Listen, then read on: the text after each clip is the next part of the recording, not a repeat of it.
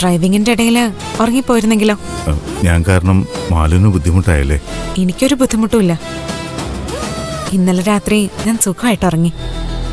എത്ര കാലത്തിന് ശേഷം അങ്ങനെ ഒരു ഉറക്കം കിട്ടിയെന്നറിയോ? അതിന് ഞാൻ നിരഞ്ജനോട് നന്ദി പറയേണ്ടത്. എന്നാ ഞാൻ ഇറങ്ങട്ടെ? പോവാൻ വരട്ടെ. ആദ്യം ഈ ചായ കുടിക്കേ, എന്നിട്ടൊന്ന് ഫ്രഷ് ആയിട്ട് വാ. എന്നിട്ട് ബ്രേക്ക്ഫാസ്റ്റ് കഴിച്ചിട്ടേ ഞാൻ വിടും. അത് വേണ്ട, ഞാൻ വീട്ടിൽ പോയി കഴിച്ചോളാം. അപ്പോ രാവിലത്തെ മരുന്ന് കഴിക്കണ്ടേ? മരുന്ന് ആഫ്റ്റർ ഫുഡാ, അതും കൂടി കഴിച്ചിട്ട് പോയാ മതി. അതെ, ഐ എം യുവർ ഡോക്ടർ. ഞാൻ പറയുന്നത് അങ്ങ് അനുസരിച്ചാ മതി.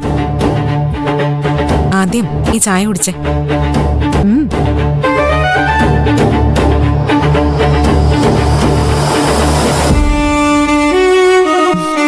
ഇന്നലെ നിരഞ്ജൻ എന്നോട് കാണിച്ച കരുതലുണ്ടല്ലോ, ആ സ്നേഹം, അത് ഞാൻ ഒരിക്കലും മറക്കില്ല നിരഞ്ജൻ. എനിക്ക് അക്ഷരയെക്കുറിച്ച് ഓർക്കുമ്പോഴാ സങ്കടം. അക്ഷരയെക്കുറിച്ച് ഓർക്കണ്ട. എനിക്ക് വലുത് നിരഞ്ജന്റെ ആരോഗ്യം. അതിലൊരു വിട്ടുവീഴ്ചയും ചെയ്യാൻ ഞാൻ തയ്യാറല്ല. ഒരു ഭാഗത്ത് രോഗം കാരണം അക്ഷരെ പിരിയണം, വേറൊരു ഭാഗത്ത് അവളോടുള്ള സ്നേഹം. ഇത് രണ്ടും കൂടി എങ്ങനെയാ നിരഞ്ജൻ ഒരുമിച്ച് കൊണ്ടുപോകുന്നത്? ഏതെങ്കിലും ഒന്നിൽ ഉറച്ചു നിൽക്ക്. എന്റെ മാനസികാവസ്ഥ പറഞ്ഞ മാലുവിന് മനസ്സിലാവില്ല. മനസ്സിങ്ങനെ ഒരു പെൻഡുലം പോലെ ആടിക്കൊണ്ടിരിക്കുക. അക്ഷരയോട് ചെയ്യുന്നത് തെറ്റാണെന്ന് ചിലപ്പോൾ തോന്നും. അതല്ല, അതാണ് ശരിയെന്ന് വേറെ ചിലപ്പോൾ തോന്നും. എന്റെ സ്വസ്ഥതയൊക്കെ എപ്പോഴേ പോയി. അസുഖം മൂർച്ഛിച്ച് എനിക്ക് കിട്ടാവുന്ന ആ യാത്രയപ്പുണ്ടല്ലോ, അത് കിട്ടാനാ ഞാനിപ്പോൾ ഏറ്റവും കൂടുതൽ ആഗ്രഹിക്കുന്നത്. നിരഞ്ജൻ എന്തെങ്കിലും പറ്റിയ അക്ഷരയ്ക്ക് വിശാലുണ്ട്. എനിക്കാരാ ഉള്ളത്? ഞാൻ വീണ്ടും തനിച്ചായി പോവില്ലേ? അതുകൊണ്ട് അങ്ങനെ സംഭവിക്കാൻ പാടില്ല. നിരഞ്ജൻ എന്താഗ്രഹിച്ചാലും മരണം വന്ന് നിരഞ്ജനെ കൊണ്ടുപോകാതിരിക്കാൻ ഞാനും ആഗ്രഹിക്കും. ഏതാഗ്രഹം നടക്കുന്നതെന്ന് നമുക്ക് നോക്കാം. പണ്ട് എന്റെ ആഗ്രഹം നടന്നില്ല, ഇപ്പോഴും അങ്ങനെ തന്നെ ആയിരിക്കും സംഭവിക്കുന്നത്. അതാ എനിക്കറിയേണ്ടത്. നിരഞ്ജൻ കുളിച്ചിട്ട് വാ, ഞാൻ ബ്രേക്ക്ഫാസ്റ്റ് എടുത്തു വെക്കാം.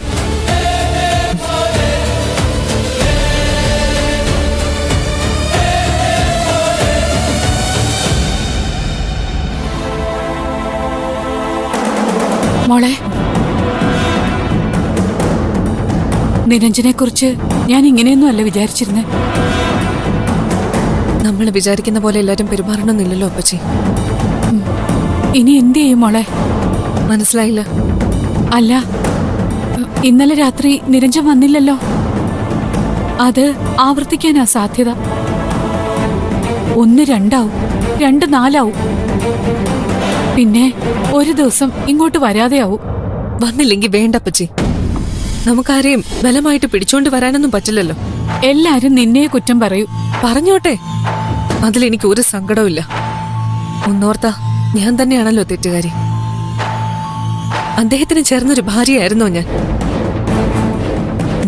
ഒരിക്കലും അല്ല. ചേരാത്തത് ചേർന്ന ഇങ്ങനെ ഇരിക്കും. എന്നെങ്കിലും അത് വേർപെടും. നീ ഒരിക്കലും തനിച്ചാവാനൊന്നും പോകുന്നില്ല. അപ്പച്ചി എന്താ ഉദ്ദേശിച്ചത്? അല്ല, ഞാൻ ആ മോഹം മനസ്സിൽ തന്നെ വെച്ചാ മതി. അദ്ദേഹം എന്നെ കളഞ്ഞിട്ട് പോയാ പിന്നെ എന്റെ ജീവിതത്തിൽ വേറൊരു പുരുഷനുണ്ടാവുമെന്ന് ആരും കരുതണ്ട. ഞാൻ പിന്നെ ഒറ്റയ്ക്കായിരിക്കും എന്നും. അല്ല, എത്ര നാളാന്ന് വെച്ചാ നീ ഒറ്റയ്ക്ക് കഴിയ? മരിക്കുന്നവരെ. അപ്പച്ചി അദ്ദേഹത്തെ കുറ്റം പറയുന്നതും എന്നെ ഓർത്ത് സഹതപിക്കുന്നതുമെല്ലാം ഒരു പ്രത്യേക ലക്ഷ്യം വെച്ചാണെന്ന് എനിക്ക് നന്നായിട്ടറിയാം. അതൊക്കെ വെറും മനക്കോട്ടകൾ മാത്രം അപ്പച്ചി. ഒന്നും നടക്കാൻ പോകുന്നില്ല. ഞാൻ നിരഞ്ജനെ കുറ്റം പറയുന്നത് കാര്യം ഉണ്ടായിട്ട് തന്നെയാ. അയാള് ചെയ്യുന്നത് ശരിയല്ലല്ലോ. എന്താണ് അപ്പച്ചി ഈ ശരിയും തെറ്റും ഒക്കെ? അതൊക്കെ നോക്കുന്നവരുടെ കാഴ്ചപ്പാടനുസരിച്ച് മാറും. അദ്ദേഹം എന്റെ ഭർത്താവാ. അതങ്ങനെ ആയിരിക്കുന്നിടത്തോളം കാലം അപ്പച്ചേന്നല്ല ആരദ്ദേഹത്തെ കുറ്റം പറഞ്ഞാലും അത് സമ്മതിക്കാതെ അദ്ദേഹത്തിന്റെ പക്ഷത്ത് നിന്ന് സംസാരിക്കാനുള്ള ബാധ്യത എനിക്കുണ്ട്. അതുകൊണ്ട് അദ്ദേഹത്തിന്റെ പോക്കിനെ കുറിച്ച് ഓർത്ത് അപ്പച്ചി സങ്കടപ്പെടണ്ട. അതിനിവിടെ ഞാനുണ്ട്. ഞാനിത് ചെയ്തോളാം.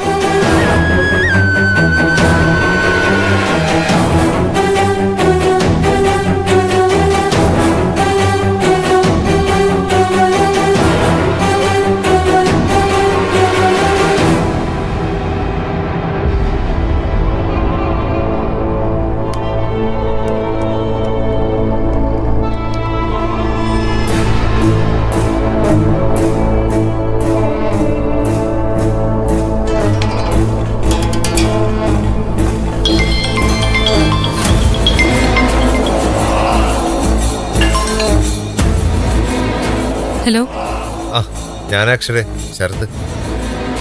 എന്ത് വേണം നിനക്ക്? എനിക്കൊന്നും വേണ്ട. വളരെ പ്രധാനപ്പെട്ട ഒരു കാര്യം എനിക്ക് അക്ഷരോട് പറയണം. പറഞ്ഞോ. അയ്യോ, ഫോണിൽ കൂടിയല്ല, നേരിട്ട്. ഫോണിൽ കൂടി പറയാൻ പറ്റുന്ന കാര്യമല്ല. അങ്ങനെയുള്ള കാര്യം എനിക്ക് അറിയണ്ടെങ്കിലോ? അങ്ങനെ പറയരുത്. വളരെ പാടുപെട്ട ഞാനിതൊക്കെ കണ്ടുപിടിച്ചത്. വേറെ ആരെയും കുറിച്ചല്ല, നിരഞ്ജൻ ഡോക്ടറെ കുറിച്ചാ. നിരഞ്ജൻ ഡോക്ടർ ഭർത്താവല്ലേ, അപ്പൊ ഭാര്യ എല്ലാ കാര്യങ്ങളും അറിയണമല്ലോ. എനിക്ക് കേൾക്കണ്ടെന്ന് പറഞ്ഞില്ലേ? ആ ബഹളം വെക്കല്ലേ. ഞാനൊരു മാന്യനായോണ്ടാ അങ്ങോട്ട് വിളിച്ചത്. എനിക്ക് വേണമെങ്കിൽ അറിഞ്ഞത് മുഴുവൻ ഏതെങ്കിലും ഓൺലൈൻ ചാനലർക്ക് കൊടുക്കായിരുന്നു. അപ്പോ നാട്ടുകാർ മൊത്തം ഇരുന്ന് കാണുമായിരുന്നു. അതൊഴിവാക്കാനാ മാഡത്തെ ഞാൻ വിളിച്ചത്. ഇതുകൊണ്ട് എനിക്കൊരു പ്രയോജനമില്ല കേട്ടോ. ആരും ചിന്തിക്കുക പോലും ചെയ്യാത്ത കാര്യങ്ങളാ ചുറ്റും നടന്നുകൊണ്ടിരിക്കുന്നത്. അതുകൊണ്ടാ കേൾക്കണമെന്ന് ഞാൻ വാശി പിടിക്കുന്നു. കേൾക്കണ്ടെന്ന് ഞാൻ പറഞ്ഞില്ലല്ലോ. നേരിട്ട് വരില്ലെന്നല്ലേ പറഞ്ഞേ? ഫോണിൽ കൂടി ആവാം. ആ ഫോണിൽ എനിക്ക് വിശ്വാസമില്ല. പോലീസ് എന്റെ പിറകിലുണ്ട്.